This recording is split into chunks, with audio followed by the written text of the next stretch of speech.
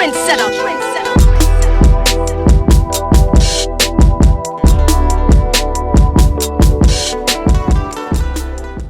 world famous Slim's in the building. One of my favorite songs, "Sky's the Limit." Oh yeah. Yeah. Amazing. Bring me back to my CAU days. Wow. Talk about that moment in time. Wow. Another amazing moment. Big had an idea. Okay. We get to, oh man, we gotta come by the bad boy office. We go up there. Big was up there, and he was like, "Yo, I got this idea in the track," and they were playing the track at the time, and it was at the bad boy office. They were playing the track, and I remember Big saying like, "Man, I just got it in my mind like, sky's the limit, and you know you can have just, you know." Excuse me, singing. You know what I'm saying? Like, Yeah. but I can hear it. You know what I'm saying? And I was like, yeah, I do know what you're saying. So with me, you can sing something and I can hear the track. And if it's your idea, I can literally hear it just like it's probably going. So I can hear it. So you can sing it. But if it was meant for me, I can hear myself singing it. Right. That's how it is in my head. That's fire. So I was like, oh, this is crazy.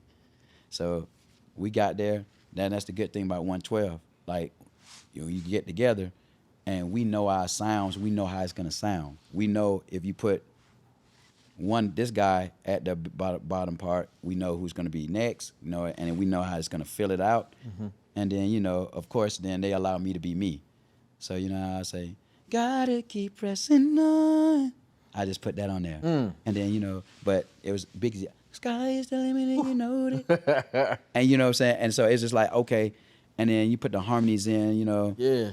And then, boom, there you go. Wow. And then I would do my ad-libs. Wow. Talk about touring. Your first tour was with New Edition? No, Isley Brothers. Isley Brothers. Isley, that's crazy. Yes. We had some amazing touring. That's why I said our touring situation was unmatched, too. And this is off the debut project. So just imagine now. Now, it's a big blessing that Only You was our first joint. Right. Comes out, does all this platinum thing, jump off the porch, right? Well, we didn't have but that song. And then you got to think, okay, the Isley Brothers, now we're kids, okay? We're kids. The Isley Brothers, at that time, they were 40 years in the game. That's crazy. The first 3 shows was very rough. We got up there and we'd sing our song. I think we sung that song about 5 different times. I mean, it was just like we had different ways of singing it.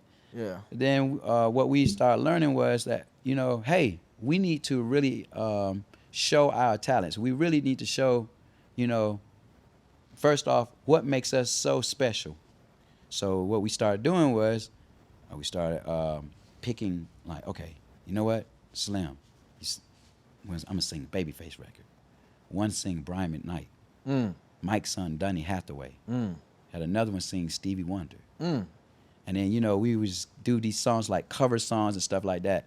And before you know it, they start shooting our time up higher. And, and we start putting the records. Fire. And we start learning the importance of putting an album, putting a show together. Right. Just by watching the Isley Brothers. Wow. And when they start seeing us transcend, they would literally come to us and like, yes, you know what? You should do that too. You should do this too. You should do. Oh, it was crazy. Wow. So we really got a back seat of just knowledge. Right. Just key knowledge and just gems of just how to conduct yourself on and off stage. No better than starting with the Isley Brothers and that crowd that just, I remember, like, one thing about older people, they don't just jump up. It wasn't like, we were used to running TRL, you know what I'm saying? Right. DFX over there at MTV or BET. Yeah. But that audience, you got to come with it. You better sing or they're going to be staying right in them seats. Sing. Yeah.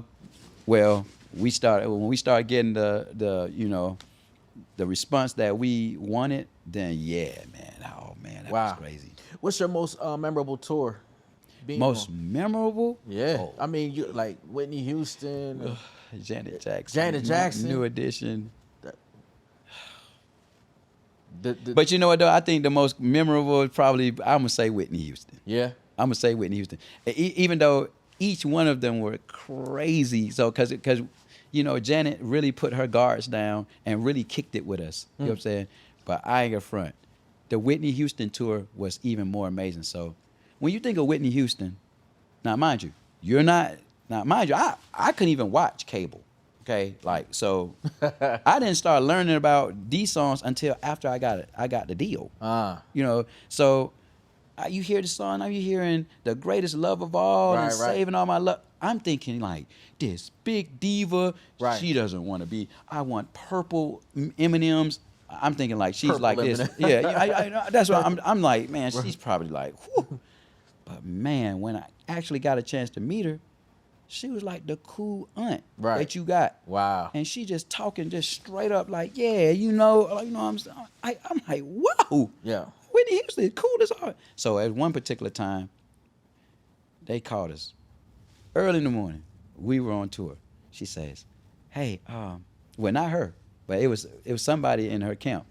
Hey, Whitney's having a real huge press situation. We're here in Albany, New York. I know we have a break. We're gonna do this thing. We want you to dress up in your fly attire.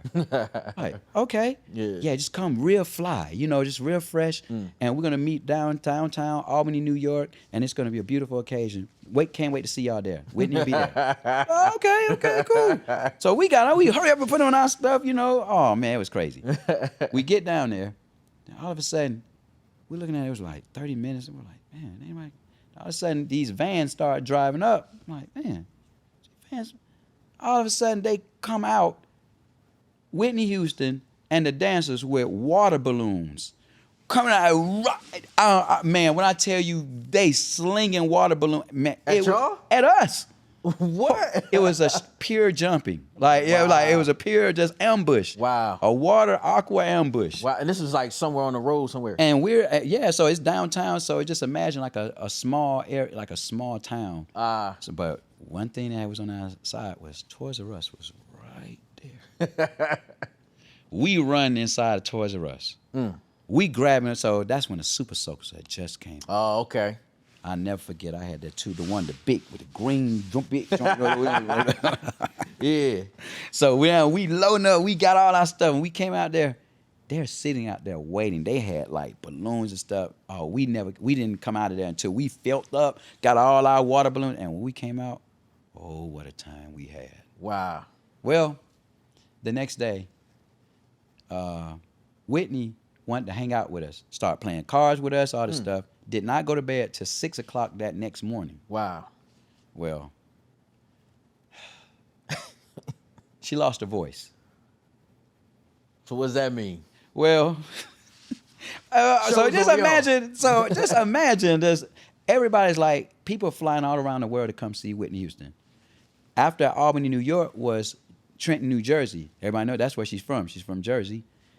And everybody's like, she lost her voice for like 2 or 3 weeks straight. And everybody was like, oh man, what? And they had it going on. What happened? And they were going down this rabbit hole, and everybody thinking, trying to guess what. Man, it was a water balloon fight, y'all. It was like Trendsetter.